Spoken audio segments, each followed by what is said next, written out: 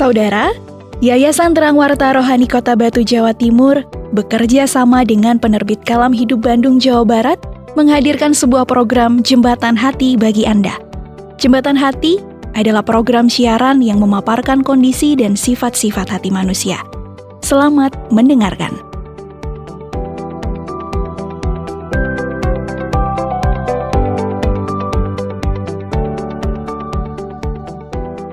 Panas hati, kejam dan murka melanda.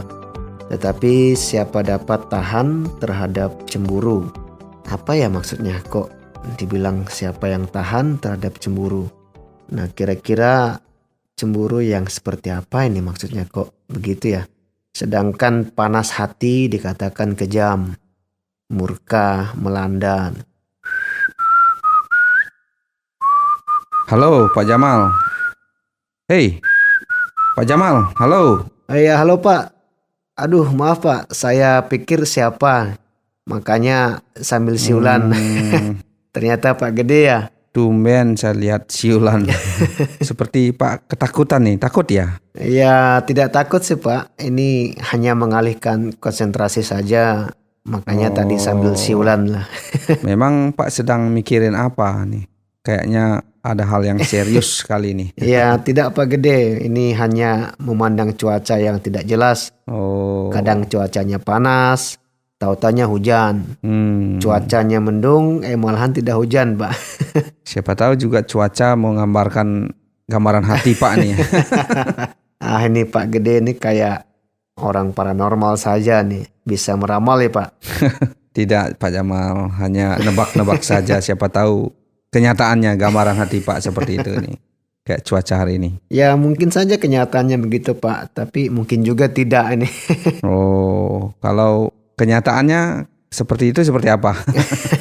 Nah ini saya bingung mau mulai dari mana ini Pak yang harus saya jelaskan ini. Kalau bingung ya mulai dari yang tidak pas lah ya. Yang tidak pas ya. Oke lah, mungkin yang tidak pas saja.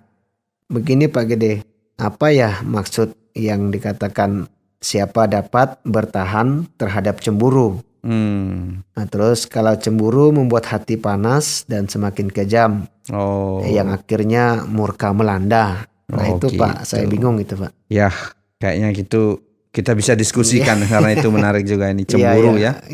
Tapi mungkin kita mulai dari cemburu seperti apa gitu ya kan. Baiklah Pak, kalau begitu saya siap ini diskusi ini. Jadi Pak Jamal masih ingat dengan pembahasan kita waktu lalu ya. Pembahasan yang mana tentang nih, harimau yang diibaratkan si pemarah, pendendam, tidak mau mengampuni. Masih ingat dengan itu? Oh iya Pak, saya masih ingat itu. Waktu itu kan kita bahas ya bahwa benar. Harimau itu tidak selamanya jinak. Dan ada saatnya akan menerkam balik majikannya. Begitu ya Pak kira-kira ya? Ya seperti itu, benar Pak. Ternyata Pak masih ingat ya? Ya, tapi ada juga sih yang membuat saya juga kepikiran tentang harimau ini Pak. Ya, seperti apa? Ini kan majikan yang sudah lama pelihara harimau dari sejak kecil. Kok harimau masih ada peluang ya untuk menerkam, mencabik habis majikannya kan gitu. Ya. Seolah-olah tidak peduli lagi dengan majikannya. Ya memang naluri hewan ya Pak ya. Harimau itu kan tetap ada pada dirinya itu. Bahwa dia itu binatang yang galak, yang buas ya. Buas kan itu kan tetap ada karena dia juga hewan kan gitu. Iya. Makanya diibaratkan kemarahan yang berakhir gitu ya pada maut atau dendam yang malah tidak ada bisa mengampuni atau tidak dapat mengampuni. Nah itu lagi ya. Benar sekali Pak Jamal. Ini kayaknya Pak Jamal udah cocok jadi penceramah ini.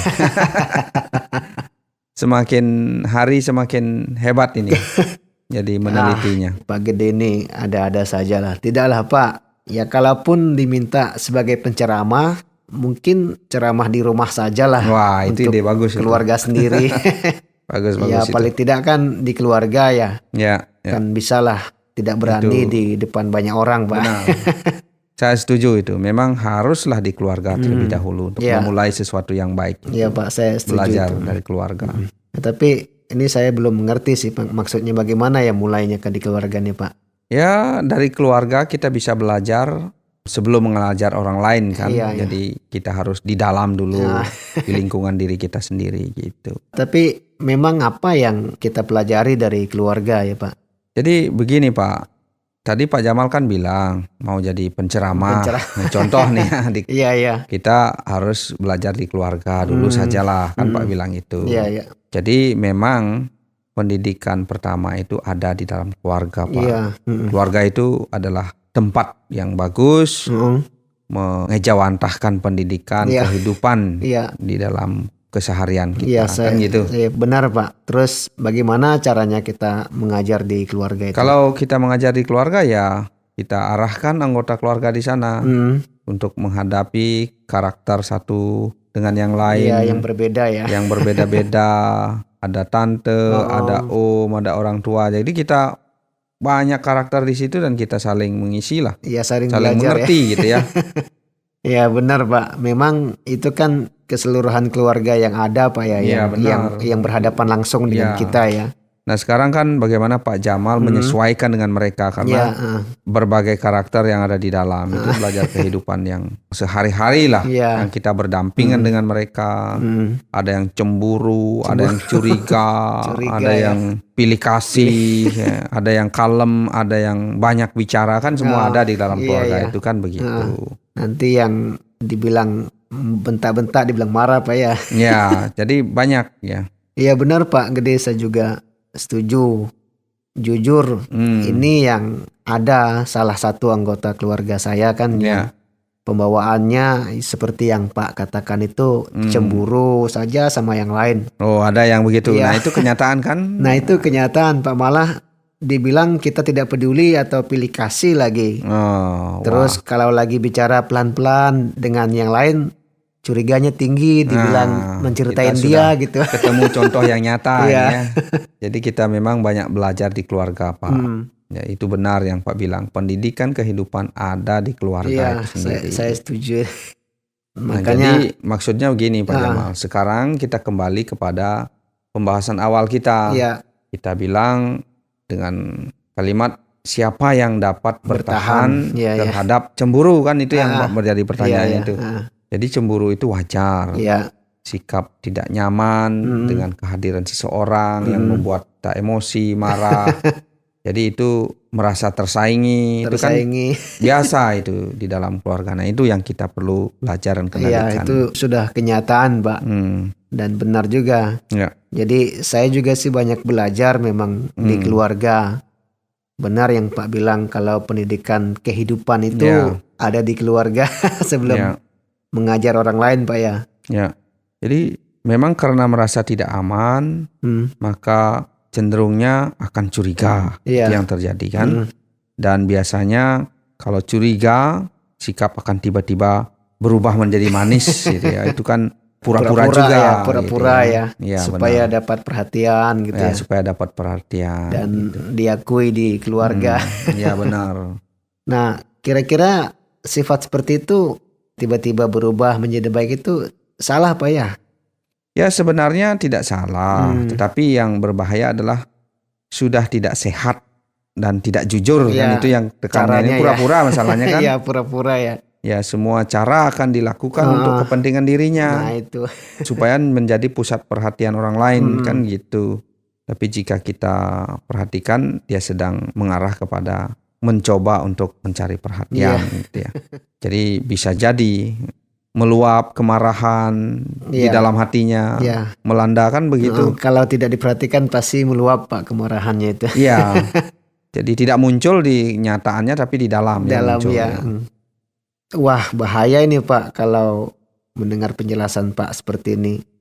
Jadi berpikir jadinya mau ceramah di depan orang banyak. Sedangkan di dalam keluarga saja sudah sangat penting itu kita di keluarga ya, apalagi kalau kita salah memberikan pengertian takutnya nanti tidak terkendalikan kan gitu ya Pak ya. Iya Pak Gede, apalagi kan sikap manis yang seperti itu kan seolah-olah itu meyakinkan sekali kan. Jadi benar. Pastilah kita berpikir orang ini baik, tapi justru itu menyerang balik. Orang itu dia Pak, pura-pura baik itu Pak. Kalau orang yang punya niat tidak tulus, akan diuji juga sih sama proses itu Nah sendiri itu ya. saya setuju Membuat itu Pak. ya kita teruslah lihat kondisi seperti itu. Ya itu saya setuju kalau prosesnya itu diuji dengan dirinya sendiri. Dengan begitu kan terbukti apakah dia tulus atau tidak, begitu Benar Pak ya. sekali. Ya. Ya jadi orang akan bertanya-tanya Pak dan bisa kaget kalau kita itu melakukan hal yang tidak tulus ya. Di dalam keluarga itu. Iya. Yang baik tahu-taunya tiba-tiba tidak baik Pak ya. Ya, jadi. Tapi maksudnya gimana nih Pak? Kok maksudnya adalah tujuannya yang tersembunyi itu. Iya. Jadi bersikap manis tapi di dalam ada menyembunyikan sesuatu yang tidak tulus itu. Supaya mencari perhatian gitu. Oh iya ya. Sedikitnya tahu ini Pak, maksud tindakan yang manis, pura-pura manis tapi pemikirannya tidak sesuai dengan yang dia lakukan Pak ya. Nah intinya semua orang ingin diperhatikan Pak. Ya, Pasti saya punya setuju cara itu, untuk Pak. mendapatkan perhatian. Nah, itu tadi salah Iya. satunya berpura-pura manis tapi di dalamnya tidak gitu ya. Iya. Yang membuat semuanya palsu dan pura-pura itu. Semuanya palsu ini Itu Pak ya. sebenarnya tujuan untuk dapatkan sesuatu yang tidak terdapat di dalam dirinya. Iya, karena kecemburuan itu Pak ya, Iya, karena curiga, jadi ya. supaya diperhatikan dia melakukan berbagai cara ya. Dan saya setuju sih Pak, dan juga kita kan juga harus bijak ya menyikapi setiap karakter yang ada dengan cara yang baik seperti itu. Ya. Takutnya nanti kalau kita salah menyikapi ada letusan murka amarah yang tidak dapat terkendalikan Pak. Ya benar sekali Pak, memang harus bijak supaya semuanya dapat terkendali dan dapat menyatu dengan baik. Ya, ini penting. Ya, memang harus perlu disatukan Pak ya. Iya. Ya ini akhirnya terjawab juga nih apa yang saya pikirkan tadi ini. Kenapa bisa orang panas hati kan gitu karena cemburu. Ternyata tidak merasa nyaman dan selalu curiga ya Pak dengan orang lain. Nah begitu Pak. Jadi kalau kita simpulkan cocoklah sudah kalau Pak jadi penceramah ini. Wah. Ya. Menceramahi tentang kejujuran ya. Di kalangan anak muda ya. Ya bisa juga di kalangan anak muda. Iya, kalau pikir-pikir masalah seperti ini ya mungkin di keluarga saja belum tentu bisa. Bagaimana di depan orang banyak ini Pak. Masih belajar Pak, belum siap ini. Wah Pak Jamal ini main copy paste aja nih. Oke lah Pak, ini kayaknya sudah waktunya kita mau pulang ini. Iya. Terima kasih sudah menjelaskan ini Pak. Ya semoga apa yang kita peroleh, kita diskusikan tentang hal-hal ini dapat bermanfaat ya Pak Jamal ya. Mari Pak ya. Ya, terima kasih Pak.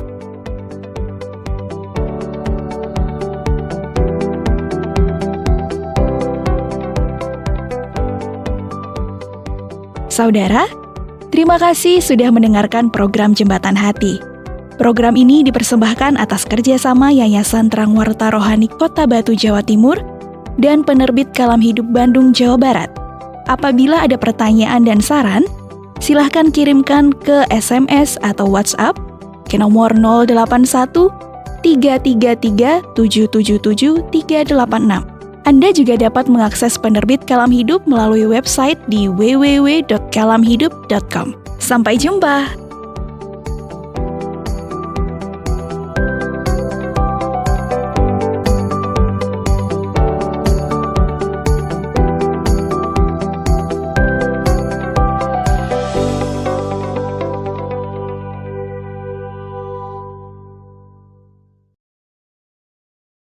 Terima kasih Anda sudah mengikuti program kami. Jika Anda diberkati, jangan lupa like, komen, dan share supaya Anda tidak ketinggalan setiap program terbaru kami. Jangan lupa juga untuk subscribe channelnya dan nyalakan loncengnya. Jika Anda ingin mendukung pelayanan kami, bisa melalui rekening kami berikut ini atau menghubungi kami di sini.